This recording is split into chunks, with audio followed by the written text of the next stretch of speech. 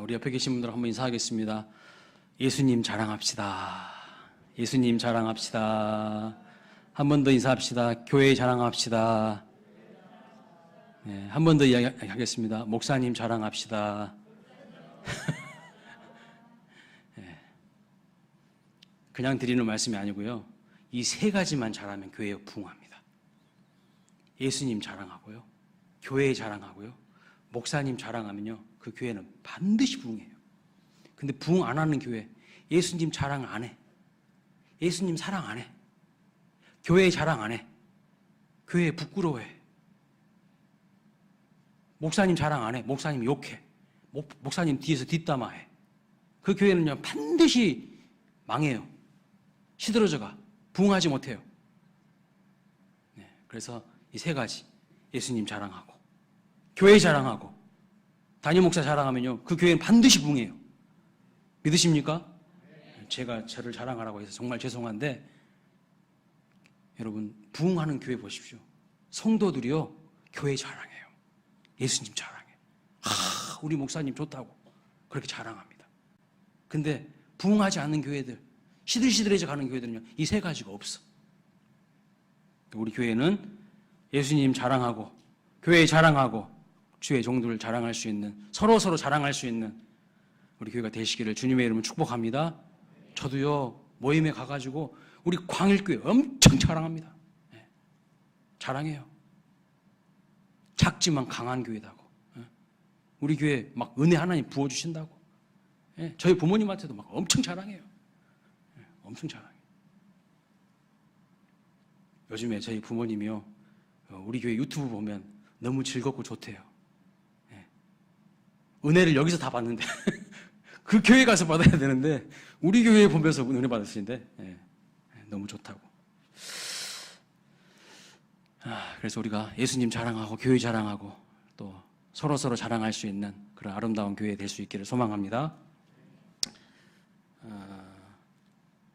제가 2022년도에 설교를 얼마나 했나 보니까요, A4 용지로 한 2,000장 정도 한 것 같아요. 책을 내면 몇 권 내겠어요. 제가 주일날 설교 원고 한 A4 한 10장 정도 되거든요. 그러면 되는데 너무 A4 용지를 많이 쓰는 것 같아가지고 이제는 좀 고민을 하고 있어요. 그래서 오늘 제가 여기 지금 아이패드가 담아가지고 출력 안 하고 이제 종이 아끼려고요. 여기 성남제일교회에서 사역 열심히 하라고 선물로 준 건데 거기서 못 쓰고 여기서 쓰고 있어. 그동안 가만히 놔두고 있다가 이제 그래서 제가 잠깐 드는 생각이 무슨 생각이냐면요, 제가 이 설교 한 편을 하려고 해도 다 원고로 다 치거든요. 그냥 대충 한 적이 없어요. 특별히 주일 설교랑 수요 설교는 그렇습니다. 근데 여러분, 수요 예배 주일날 대표 기도 하실 때 어떻게 하십니까? 정성껏 기도하는 마음으로 준비하시죠. 그것을 좀 잘, 이게 컴퓨터 못 하시면 적으십시오. 적어서 하시는 거예요. 즉석에서 하는 게 아니라 적어서 하세요. 저도 즉석에서 설교한 적이 없어요. 다 생각하면서 기도하는 마음으로 준비해서 하는 겁니다. 그래서 제가 때가 되면 올해부터 하고 싶은데요, 대표 기도문들을 다 모으고 싶어요. 사실은 장로님들 것도 다 모으고 수요예배 대표자들 것도 다 모아서 이것을 계속 모아놓으면요, 자료가 돼요. 어떻게 우리가 하나님 앞에 기도에 올려드렸는지 볼 수가 있어요. 책으로 딱 만들고 싶어요. 그래서 여러분들 뭐 기도 못하겠습니다 하지 마시고, 기도하기 힘드시면 최경선 선생님한테 불러가지고 최경선 선생님 어떻게 기도해야 되는지 좀 알려주십시오. 좀 샘플 좀 보여주십시오. 그것도 다 교육입니다. 그렇게 시작하는 거예요. 처음부터요, 여러분 우리가 목회자가 설교를 하는 게 아니에요. 못해요. 그러면 선배들이 어떻게 했는가 다 샘플을 보고합니다. 그렇게 하면서 하나씩 배워가는 거예요. 그래서 적으십시오. 적어서 정성껏 적어서 그것을 또박또박 읽으시면 돼. 기도하는 마음으로. 너무 부담 갖지 마시고요. 그래서 우리 교회는 정말 기도하는 거에 막 이렇게 빼거나 이러시지 않으셨으면 좋겠어요. 기도하는 거는 특권이에요, 특권. 중세 시대는요, 기도할라 할 수도 없었어. 일반 성도들은요, 기도도 못했어요. 사제들이나 하는 거였어요. 성경도 못 봤어요, 중세 시대는. 예?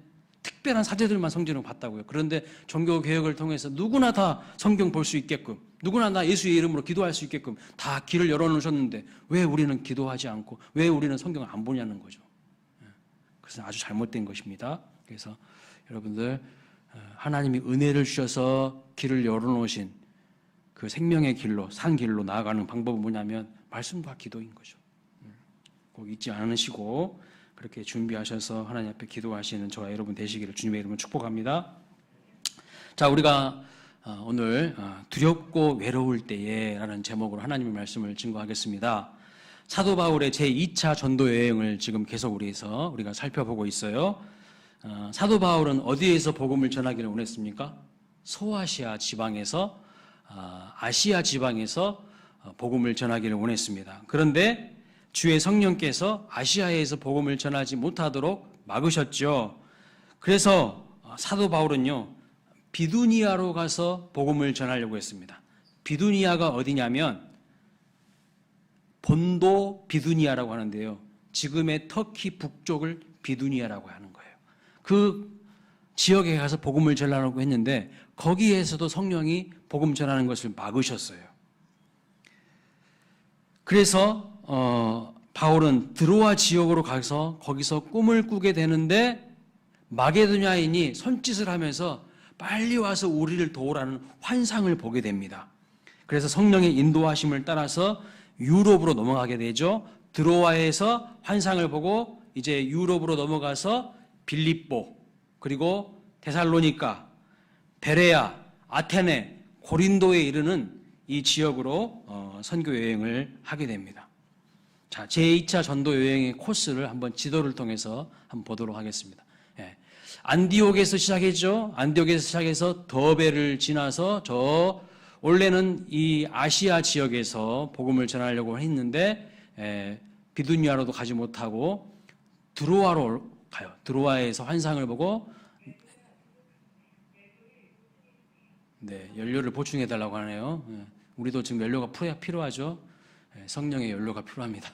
드로아에서 이제 환상을 보고 유럽으로 넘어갑니다. 그래서 빌립보에서 그 다음에 데살로니카에서 어디로요? 베레아를 거쳐서 아테네를 거쳐서 지금 고린도에 이르게 된 것을 볼 수 있어요. 그래서 사도행전 18장은 고린도에서 일어났던 일들에 대해서 기록하고 있습니다.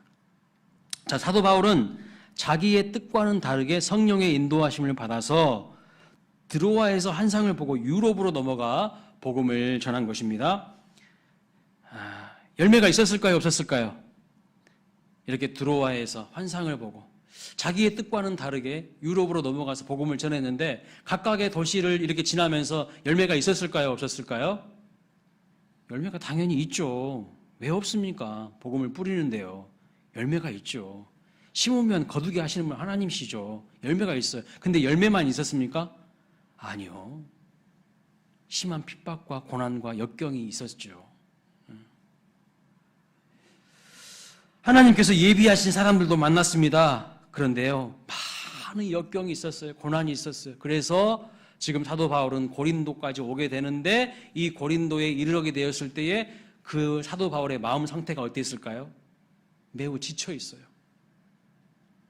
매우 힘들어요. 외롭고 두렵고 그런 상태였다는 것을 알 수가 있습니다. 왜냐하면 이 계속된 선교 여행이 결코 넉넉하지 않았기 때문입니다. 빌립보에서는요, 귀신 들린 여종에게서 귀신을 쫓아내 주었죠. 그런데 귀신 들린 여종이 점을 치지 못하게 되니까 그 점치는 것으로 인하여서 돈을 버는데 이제 경제적인 소득이 줄어들게 됐다는 이유로 사도 바울을 폭행합니다. 그리고 감옥에 집어넣어버려요. 심하게 죽도록 맞고 감옥에 들어가게 됩니다. 데살로니가에서는 어떤 일이 있었습니까? 유대인들이요, 바울을 잡으려고요, 시장 잡배들, 폭력배들을 동원해서 폭동을 일으키고 소동을 일으켰어요. 그래서 바울은 조용히 야반도주합니다. 그래서 데살로니가를 떠나서 어디로 이동하죠? 베레아 지역으로 옮기는 것을 볼 수 있어요. 그런데 그 데살로니가 지역에서 유대인들이 시장 잡배들을 동원해서 난동을 부렸는데 그들을 동원해서 계속해서 여러분 이 베레아까지 그 사람들이 따라오는 것을 볼 수가 있어요. 깡패들이 거기까지 따라옵니다. 찾아옵니다. 그래서 사도 바울은 다시 또 이제 혼자서 조용히 어디로 가는 겁니까? 아테네로 가는 거예요. 아테네로. 그래서 사도 바울은 지성과 철학의 도시라고 하는 아테네로 가게 되니까 거기 가보니까 어떻습니까? 좋은 복음 전하기 좋은 토양입니까? 좋은 환경입니까? 아니에요. 거기 가서 보니까요, 뭐 지성의 도시, 철학의 도시라고 하는데 아주 그냥 우상들이 드글드글 하는 거야. 미신들이 그냥 가득 차 있어요. 똑똑하다고 하는 그들이 오히려 헛되고 헛된 우상에 다 사로잡혀 있는 것입니다. 그래서 마음의 격분이 일어나게 되고 그 지성의 도시에서 에피쿠로스 학파 또 스토아 학파 철학자들과 논쟁을 벌이게 되죠. 그 논쟁 가운데 아주 좋은 명품 설교를 하게 되는데 여러분 열매가 있었을까요? 없었어요. 아주 좋은 명품 설교를 했음에도 불구하고 아테네 사람들의 마음밭이 매우 좋지 않았기 때문에 열매를 거두지 못하게 됩니다. 그리고 또다시 홀로 고린도 지역으로 떠나게 되는 것을 볼 수가 있어요. 그러니까 여러분 사도 바울의 제2차 전도 여행에서 동역자들이 있어요. 함께 동행했던 사람들이 있었습니다. 예를 들면 디모데라든가 실라라든가 이런 사람들이 사도 바울과 동행했어요. 그래서 빌립보에 있을 때에도 바울과 실라가 감옥에 갇히지 않았습니까? 이 동역자들이 있었는데 이제 아테네와 고린도에서는요 사도 바울이 혼자서 여행을 떠나는 것을 볼 수가 있어요. 자, 그 고린도 지역에 머물렀을 때에 사도 바울의 마음의 상태는 매우 지쳐 있었고 두려워하고 있었고 외로워하고 있었고 참 힘들고 어려운 그런 시기를 보내고 있었습니다. 계속된 선교 여행을 살펴보니까 감옥살이를 했어요. 소동이 일어났습니다. 지역을 이동해도 시장 잡배들이 따라와서 계속해서 괴롭혔어요. 소위 배웠다고 하는 사람들, 지식인들과 많은 논쟁을 했지만 그다지 좋은 열매도 잊지 못했습니다. 그리고 아테네를 경유하여서 고린도에 도착하기까지 그는 혼자였기 때문에 매우 외로웠어요. 자, 바울과 함께 제2차 전도 여행을 하고 했던 일행들은요, 지금 데살로니가에 두고 온 상태입니다. 그리고 실라와 디모데는 지금 베레아 지역에 남겨두고 혼자 왔어요. 나중에 이들이 다시 고린도 지역에서 합류하게 되지만 바울은 아테네 도시부터는 혼자서 지금 계속해서 활동을 하고 있는 것을 볼 수 있어요. 그러니까 바울이 여러분 두렵지요, 외롭지요, 힘들어 매우 지쳐 있는 상태입니다. 더욱이 지금 고린도에 도착했는데 여러분 이 고린도 지역은 어떤 지역입니까? 여러분들이 아는 상식이 어떤 지역이죠? 항구 도시예요.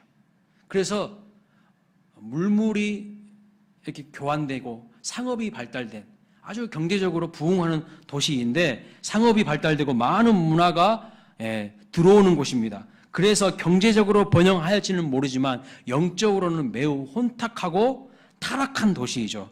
그래서 당시 사람들이 고린도 여자 같다라는 표현을 하게 되면 어떤 뜻이냐면 음란한 여자라는 뜻이었어요. 그러니까 그 지역이 고린도 지역이 경제적으로는 부유한 지역이었지만 영적으로는 어떤 곳이었다는 거예요?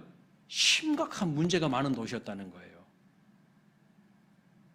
당시에 이 고린도 지역에 인구가 한 70만 정도 된 도시입니다. 그러니까 지금으로 봐도요 작은 도시가 아니에요.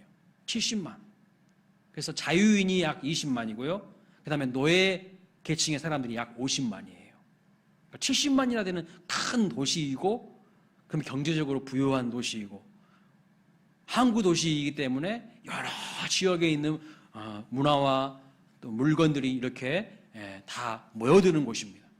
근데 이 잡동사니, 이 짬뽕, 이 혼합 문화가 막 돼가지고요. 막 들어와서도 안 될 막 문화들이 막 들어오는 거예요. 매우 타락한 도시라는 거예요. 그래서 사도 바울은 그 지역에 이제 도사장이 있을 때 어떤 마음이었을까요? 육체적으로는 매우 지쳐있고 피곤한 상태입니다. 그런데 영적으로는 어떻습니까?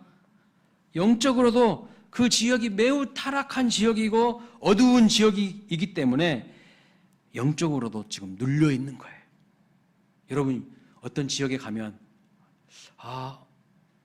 좀 내 영이 막 살아나는 것 같고 어떤 데 가는데 막 눌리는 같은 그런 느낌을 받으신 적이 있죠.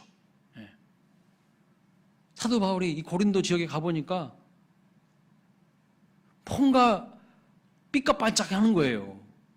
화려한 거야. 그런데 알고 보니까 영적으로는요 다 비실비실한 거야. 영적으로는 다 지금 혼탁해져 있는 거야. 타락한 거야. 그러니까 그 지역에 가니까 자기도 동시에 눌리는 거죠. 육체적으로도 피곤할 뿐만 아니라 영적으로도 힘든 겁니다. 그래서 이 고린도 지역에 있을 때에 바울의 심격을 고린도전서 2장 3절에 이렇게 밝히고 있습니다. 내가 너희 가운데 거할 때에 약하고 두려워하고 심히 떨었노라. 바울의 심경이죠. 고린도 지역에 있을 때에 참 힘들었다는 겁니다. 지쳐 있었다는 것이죠. 자, 여러분 사도 바울이 이 정도면 우리 같은 사람들은 얼마나 순간순간 이 푯대를 향해 달려가는데 지치고 넘어지고 그리고 흔들리기 쉽겠습니까? 사도 바울이란 때는 이 대단한 사람도 이렇게 힘들어했는데 우리 같은 사람들은 어떨까요? 사도 바울이 이렇게 힘들어했다는 사실이 저와 우리 성도님들에게 위로가 되시기를 소망합니다. 예. 자, 우리가 슈퍼맨이 아니죠. 그래서 사역을 하다 보면 믿음을 지키고 푯대를 향해 달려가다 보면 때로는 지치고 외롭고 두렵고 그럴 수가 있죠. 그러니까 바울은 고린도에서 두렵고 외로웠어요. 지쳤어요. 빌립보, 데살로니가, 베레아, 아덴, 고린도에 이르기까지 너무나도 힘들었어요. 그 여정이 너무나도 힘들었어요. 그리고 고린도에 와보니까 여긴 더 엉망진창인 거야. 그러니까 더 외롭고 지치고 힘들어요. 피곤했다는 것입니다. 여러분 한병철 교수라는 분이 현대사회를 가리켜서 뭐라고 했냐면요. 피로사회라고 했어요. 그래서 피로사회라는 책도 냈습니다. 요즘 사람들을 만나보면요. 다들 지쳐 있어요. 그리고 속에 뭔가 이렇게 분노가 있어. 조금만 너 나한테 잘못 걸려봐. 하면 한 대 때릴 것 같아.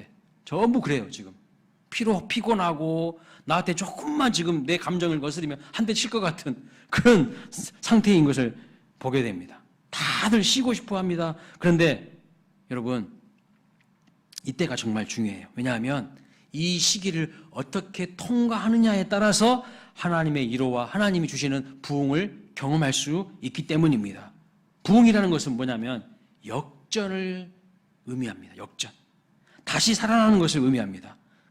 2023년도 지치고 두렵고 외로운 우리의 마음이 다시 회복되어지고 다시 살아나 역전과 부흥을 경험하게 되시기를 주님의 이름으로 축원합니다.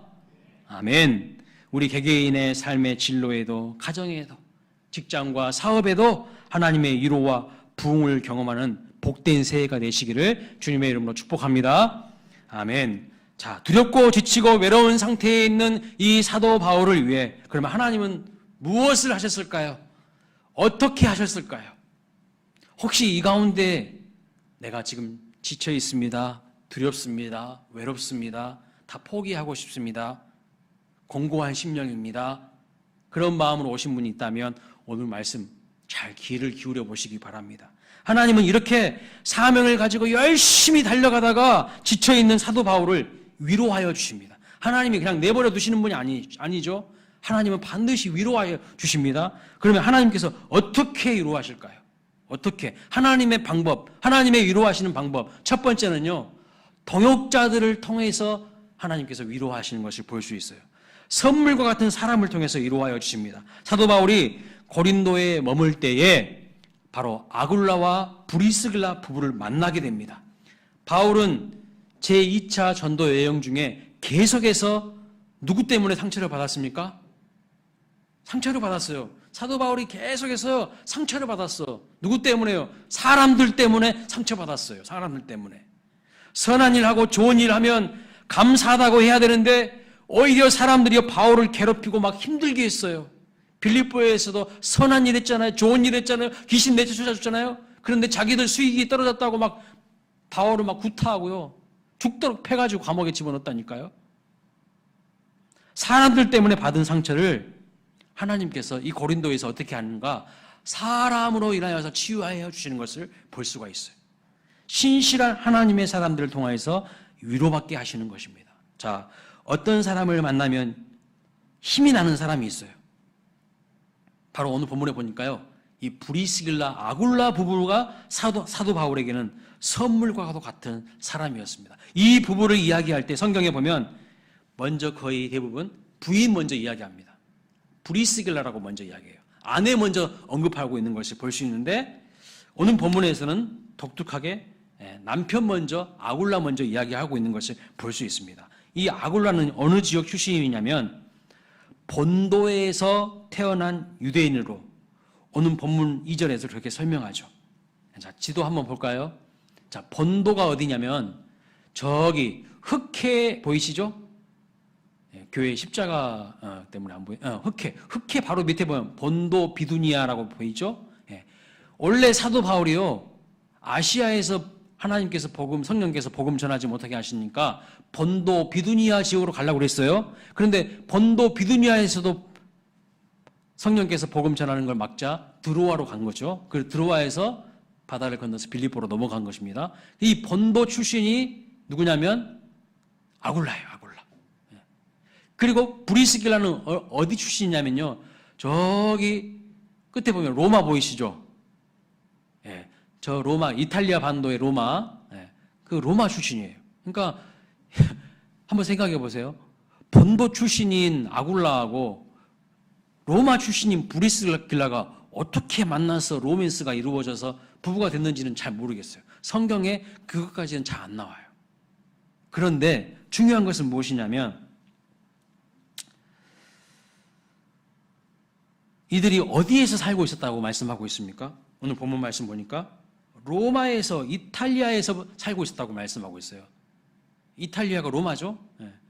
근데 로마 황제가 유대인 추방령을 내리는 거예요. 유대인 추방령을. 그래서 로마에서 살지 못하고 어디로 온 거예요? 고린도로 온 거예요. 고린도로.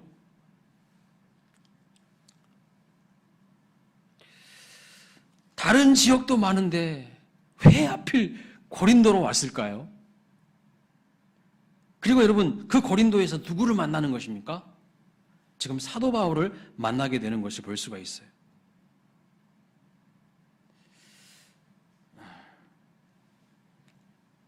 자, 그래서 브리스길라와 아굴라 부부가 고린도까지 오게 된 것은 여러 가지 상황과 정황을 살펴보았을 때에 하나님의 섭리고 하나님의 예비하심이었다는 것을 우리는 볼 수가 있습니다. 여호와 일이죠. 하나님의 준비하심을 보게 됩니다. 왜 그들을 여기 고린도에 오게 하셨을까요? 본도도 아니고, 본도 비드니아 지역도 아니고, 로마도 아니고, 왜 하필이면 이 고린도로 이 부부를 오게 하셨을까요? 여러분은 어떤 생각이 드십니까?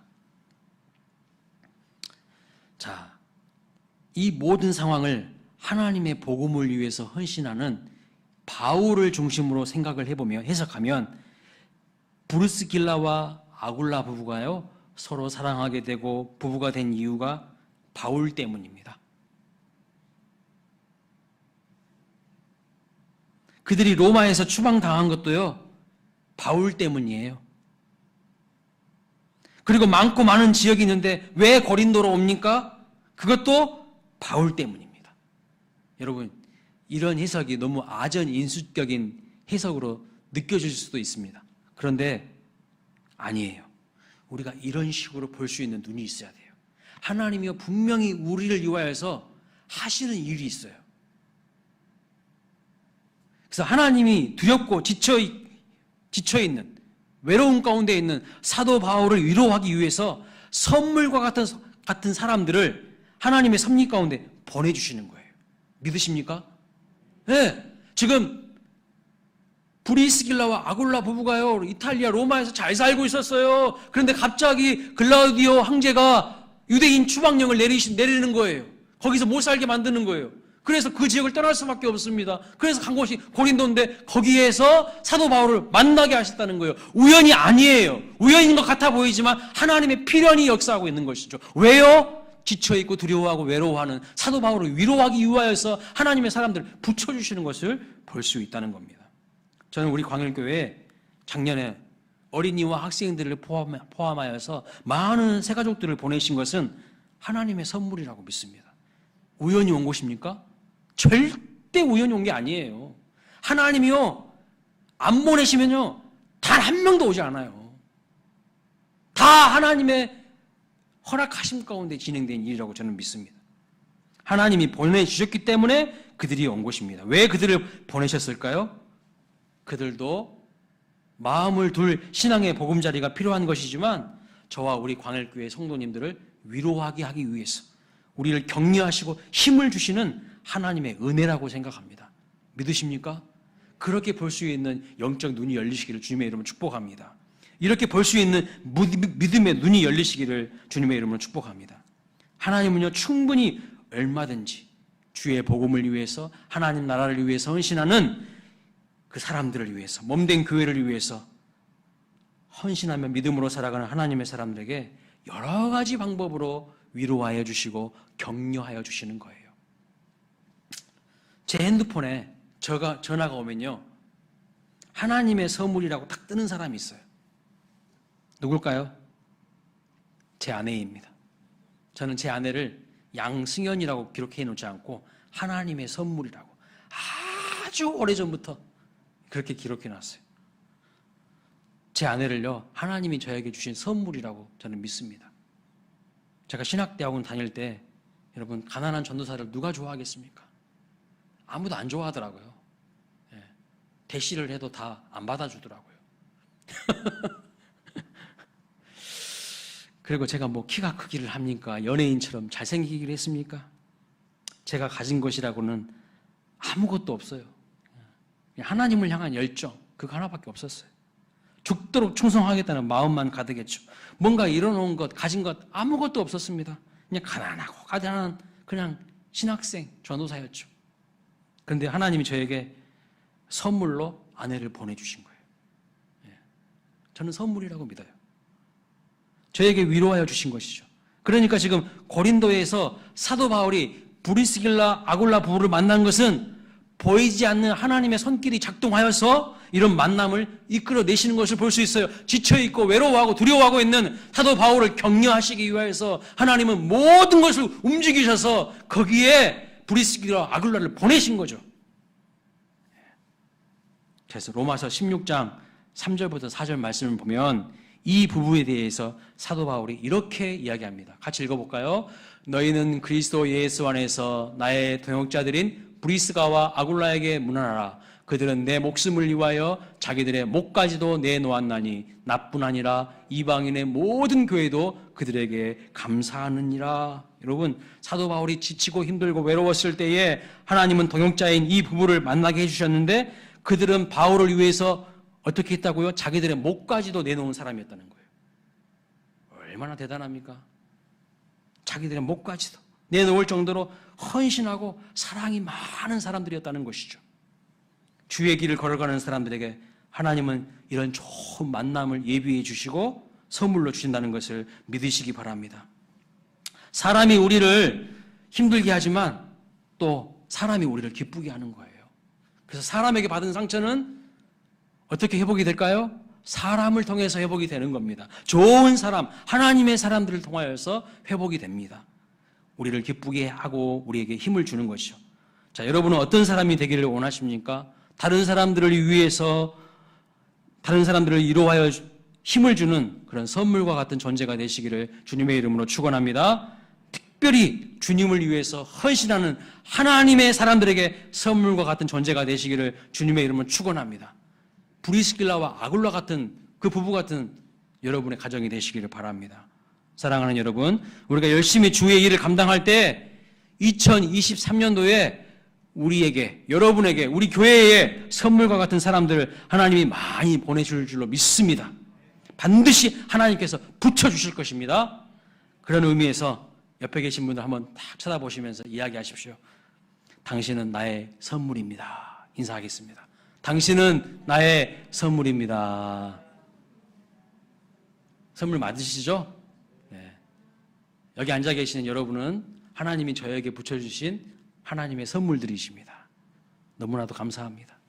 네.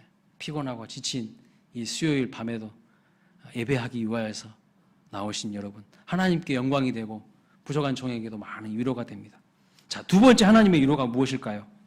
두 번째 위로, 사역의 열매를 통해서 위로해 주시는 것을 볼 수 있어요. 지금 사도 바울은 아테네에서부터 고린도까지 일행이 있었습니까? 아니요. 혼자 움직였어요. 혼자 선교 여행 다닌 겁니다. 제2차 선교 여행의 동반자였던 실라와 디모데, 그리고 사도행전을 기록한 누가는요, 지금 함께 하지 못했어요. 베레아에 남겨두고 왔습니다. 그 베레아 지역은 어떤 지역이냐? 그리스 북쪽 지방을 가리켜서 마게도냐 지방이라고 하는데 거기에 지금 있는 거예요. 그림을 한번 보여주시면 좋겠습니다. 예. 자, 그림 보여주세요. 예. 저기 보시면 마게도냐 아가야 이렇게 보이시죠? 제가 그리스 반도입니다. 그리스 반도. 그리스 반도의 북쪽을 마게도냐라고 부르고 아래쪽을 아가야라고 합니다. 그래서 이 마게도냐 지역은 빌립보, 데살로니가, 또 베레아 이런 지역이 마게도냐 지방이고요. 고린도, 아테네 이런 지역은 아가야 지방인 거예요. 그래서 그리스도는 크게 북쪽에 마게도냐, 남쪽에 아가야로 구분이 되어 있는 것입니다. 지금 우리나라식으로 말하면 뭐 충청도, 전라도 이런 식이에요. 하나의 도시가 아니라 여러 도시와 시군이 모여져서 이 마게도냐라고 하는 것이고요. 아가야도 마찬가지예요. 그러니까 이 아가야의 핵심 도시는 아테네와 고린도, 마게도냐의 핵심 도시는 빌립보, 데살로니가, 베레아 지역이에요. 그런데 지금 바울의 동역자였던 실라와 디모데는 어디에 있었다고요? 베레아의 마게도냐 지방에 머물러 있었다는 것입니다. 그런데 시간이 흐르자 이제 고린도에 이 바울의 동역자들이 합류하게 되는 것을 볼 수가 있죠. 자, 그래서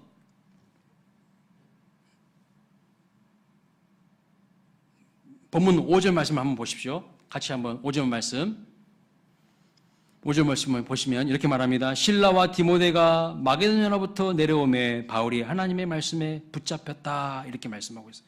이제 실라와 디모데가 드디어 합류하게 되는 것을 볼 수 있어요. 실라와 디모데가 북쪽 마게도냐 지방에서 고린도에 내려오면서 사도 바울에게 여러분 무슨 이야기를 했을까요? 합류하면서 무슨 이야기 했을까요? 아이고 반갑다 그랬을까요? 그랬겠죠. 그리고 나서 뭔 이야기 했을까요? 데살로니가 전후서 말씀을 보면 북쪽 이 마게도냐 지방에 있는 데살로니가 교회에 사도 바울이 몇 주 머물렀죠? 3주밖에 머물지 못했습니다. 그런데 크게 부흥하고 믿음이 든든하게 세워지는 교회가 됐다고 보고하는 것을 듣습니다. 누구를 통해서요? 합류하게 된 이 북쪽 지방에 머물러 있었던 마게도냐 지방에 머물고 있었던 실라와 디모데를 통하여서 사도 바울이 3주밖에 머물지 못했어요. 왜요? 폭동이 일어났잖아요. 막 소동이 일어났잖아요. 사도 바울 잡으려고 했잖아요. 그러니까 급하게 피신했지 않습니까? 그런데 오히려 거기에서 큰 부흥이 일어났다. 사도 바울이 떠난 다음에 큰 부흥이 일어났다. 그런 보고를 하게 되는 것을 듣습니다.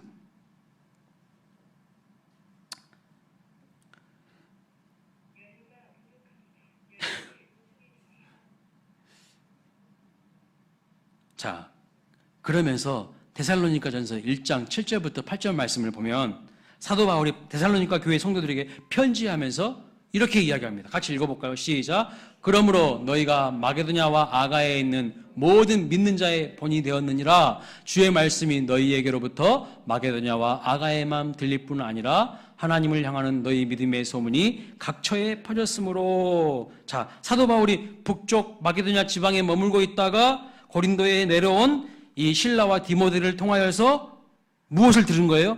많은 복음 사역의 열매가 있었다는 것을 듣게 되는 거예요.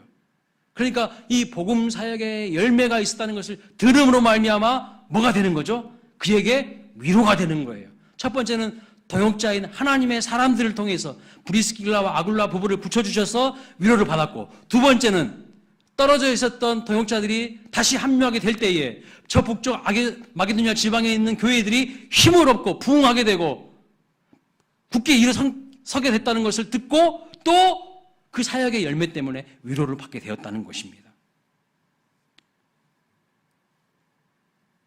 그래서 그 이야기를 듣고 데살로니가 교회 성도들에게 사도 바울이 이렇게 편지한 것이죠.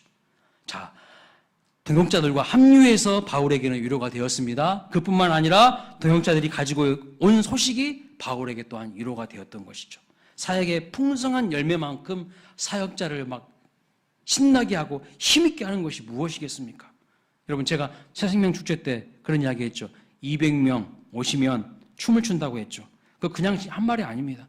그냥 춤을 추게 만들죠. 성도들이 오면 막 기분이 좋아요. 새가족들이 막 오면요, 막 어찌할 바를 몰라요. 기분이 너무 좋아. 너무 하나님의 큰 은혜가 감사해요. 피곤이 다 사라지는 거예요. 지금 사도 바울이 지치고 외롭고 힘들었어요. 그런데 동역자들을 통하여서 당신이 뿌리고 온 씨앗이 열매를 거두고 있어요. 그 이야기를 들으니까 감사한 거예요. 눈물이 핑 도는 거예요. 그래, 또 시도해야지, 또 뿌려야지, 이 마음이 생기는 거죠. 피곤하고 지쳐있는 마음일지라도 힘이 막 솟아나게 되는 것입니다. 또 하나의 샘플을 이야기하자면 이 바울의 동역자들이 들고 온 소식 중에 하나가 무엇입니까? 빌립보 교회에 대한 소식인데요. 빌립보 교회가 가난한 교회이거든요. 고린도 교회보다 훨씬 가난한 교회예요. 고린도는요, 잘 사는 지역입니다. 상업이 발달되어 있잖아요. 경제적으로 부유한 도시예요. 근데 빌립보는 가난한 교회예요. 고린도 교회보다 훨씬 가난한 교회입니다. 그런데 그들이요, 헌금해서 많은 사람들을 돕더라는 거예요. 빌립보서 4장 15절 16절 말씀 보겠습니다. 시작. 빌립보 사람들아, 너희도 알거니와 복음의 시초에 내가 마게도냐를 떠날 때에 주고받는 내 일에 참여한 교회가 너희 외에 아무도 없었느니라. 데살로니가에 있을 때에도 너희가 한 번뿐 아니라 두 번이나 나의 쓸 것을 보내었도다. 자, 여기 복음의 시초라고 말하고 있는 건데 그것은 무엇이냐면 제2차 전도 여행이 시작되었을 그 초창기 때부터란 말입니다. 그때부터 빌립보 교회가 가난한 교회임에도 불구하고 계속해서 헌금을 했다는 이야기예요. 주고받는 내 일에 참여했다는 것은 서로 도움을 주고받는 그런 교회가 빌립보 교회였다는 것을 말씀하고 있어요. 그리고 바울이 데살로니가에서 사역을 할 때에도 한 번뿐만 아니라 두 번씩이나 사도 바울을 재정적으로 도왔다는 뜻입니다. 그리고 지금 디모데와 실라를 통하여서 고린도에 합류하게 되었을 때도 이 데살로니가 성도들과 베레아 성도들이 합쳐서 뭘 한 거예요? 헌금을 한 거예요. 이 디모데와 실라 편에 데살로니가 교회가, 베레아 교회가 힘을 다하여서 합쳐서 헌금을 한 거예요. 사도 바울을 격려하고 도와준 거예요. 말로만 돕는다고 하는 게 아니라 자기들도 힘들지만 최선을 다해서 도왔던 거예요. 요한일서 3장 18절에 이렇게 말하죠. 사랑은, 자녀들아, 우리가 말과 혀로만 사랑하지 말고 행함과 진실함으로 하자. 그렇습니다. 제대로 된 복음을 받은 사람들, 하나님의 은혜를 경험한 사람들은 이렇게 복음을 위해서 헌신하면서 주의 길을 걸어가는 사람들에게 아낌없이 돕고 사랑하는 거죠. 자, 이렇게 고생하며 힘들게 전도 여행을 했는데 그가 다녀간 지역의 성도들이 사도 바울을 생각하면서 그를 도와줄 뿐만 아니라 부흥의 역사가 나타나고 있다는 소식을 들으면서 사도 바울은 엄청난 위로를 받게 되는 것을 볼 수가 있습니다. 첫째는 동역자들을 통해서 위로받았고, 두 번째는 사역의 열매를 통해서 위로를 받았습니다. 세 번째, 하나님이 어떻게 위로해 주셨을까요? 하나님의 말씀을 통해서 위로해 주시는 것을 볼 수 있어요. 본문 9절 10절 함께 읽겠습니다. 시작. 밤에 주께서 환상 가운데에 바울에게 말씀하시되 두려워하지 말며 침묵하지 말고 말하라. 내가 너와 함께 있음에 어떤 사람도 너를 대적하여 해롭게 할 자가 없을 것이니 이는 이 성중에 내 백성이 많음이라 하시더라. 여러분, 설교 서두에서 말씀드렸듯이 사도 바울도 인간입니다. 부족하고 연약함이 있습니다. 그래서 고린도에 도착했을 때 많이 외롭고 지치고 두렵고 힘들었습니다. 우리가 세상의 넓은 길, 쉬운 길 가지 않고 좁은 길, 믿음의 길 걸어간다는 것이 때로는 두렵고 외롭죠. 그래서 사도 바울에게 하나님께서 말씀하시는 거예요. 두려워하지 말라고.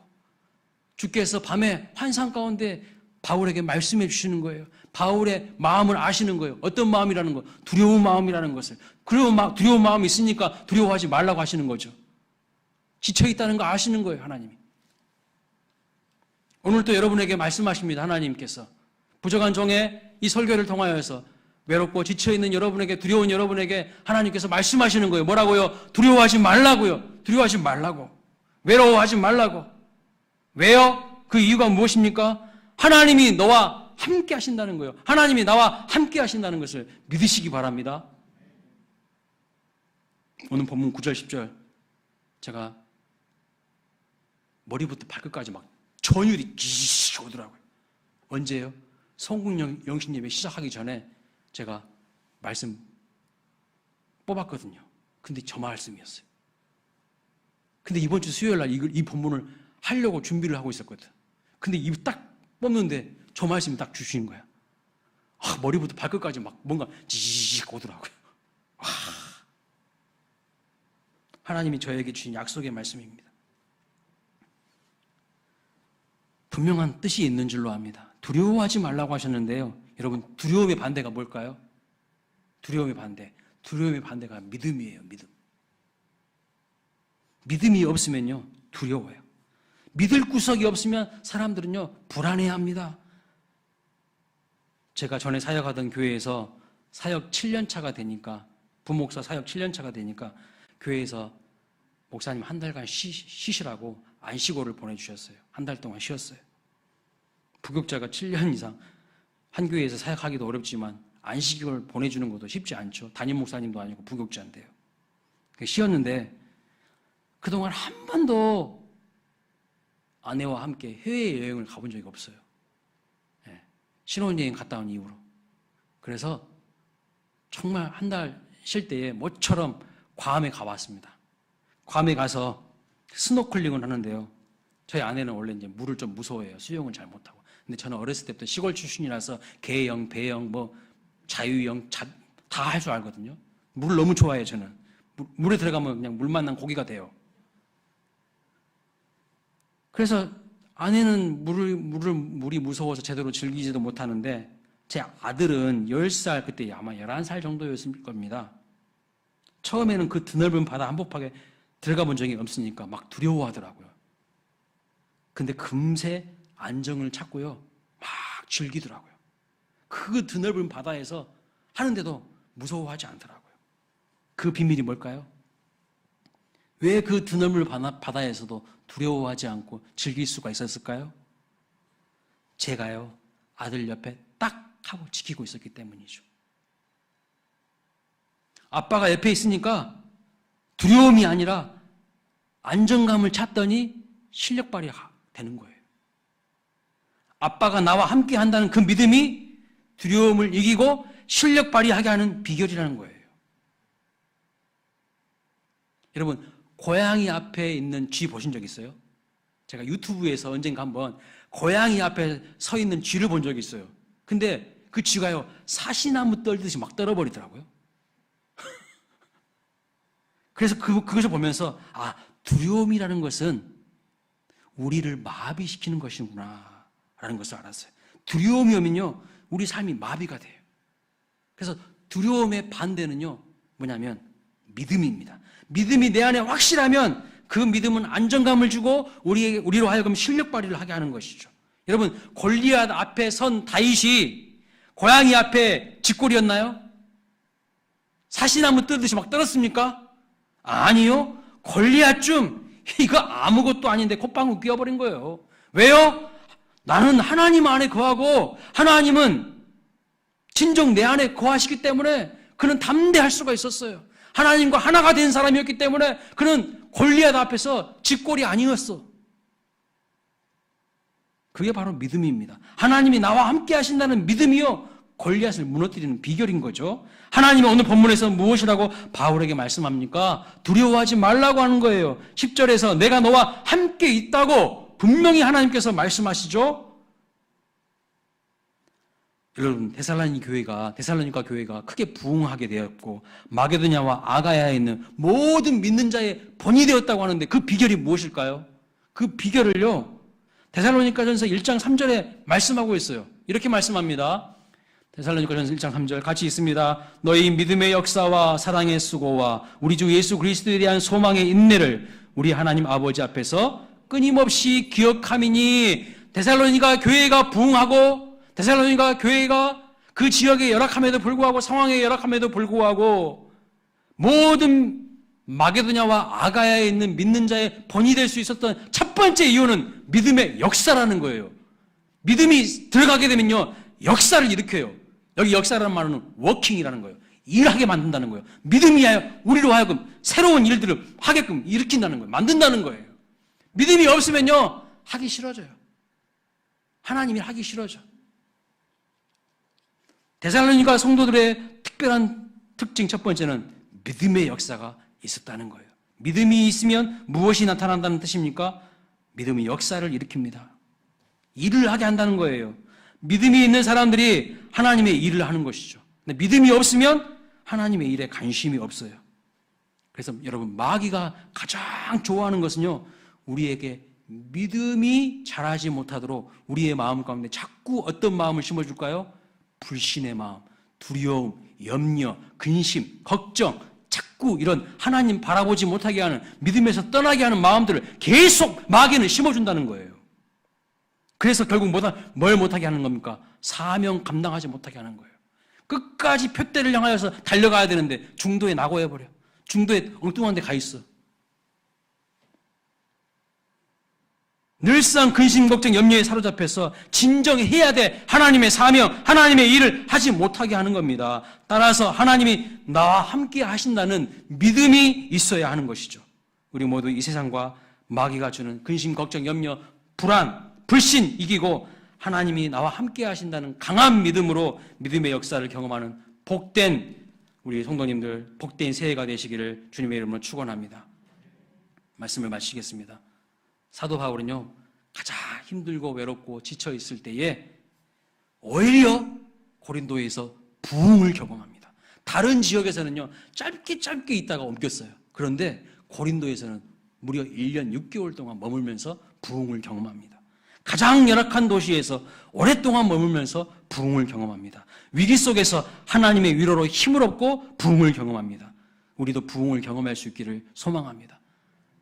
제 인생의 소망은요, 제가 사역하면서 목회하면서 제발 정말 하나님이 주시는 부흥 좀 한번 맛봤으면 좋겠습니다. 그 마음이 있어요. 우리 광일교회가 부흥해서 그냥 크게 성장하는 것을 소망하고 있습니다. 하나님의 위로를 얻는 저와 우리 모든 성도님들 되시기를 축원합니다. 하나님께서 위로해 주시는 방식 첫 번째는 동역자들을 통해서 위로해 주십니다. 하나님이 분명히 만나게 해주셔요. 2022년도에도요 많은 동역자들을 보내주셨어요. 그들을 통해서 우리를 격려하고 위로하시는 하나님의 손길을 보시기를 바랍니다. 두 번째는요, 사역의 열매를 통해서 하나님께서 우리에게 위로하셔요. 분명히 뿌리면요, 하나님은 정직하신 분이셔서 뿌리면 뿌린 만큼 열매를 거두게 하십니다. 세 번째는 하나님의 말씀을 통해서 위로하시는 거예요. 두려워하지 말라는 하나님의 말씀을 통해서. 여러분이 개인적으로 매일 성경을 붙들고 묵상할 때도, 또 예배 시간마다 주의 종을 통해서 주시는 말씀을 통해서 하나님은 그 말씀을 통해서 위로하고 격려하고 힘을 주실 줄로 믿습니다. 하나님의 위로하심으로 무엇을 넘어야 됩니까? 두려움을 넘어야 돼요. 두려움을 뛰어넘어서 부흥을 경험하는 복된 새해가 되시기를 주님의 이름으로 축원합니다. 아멘.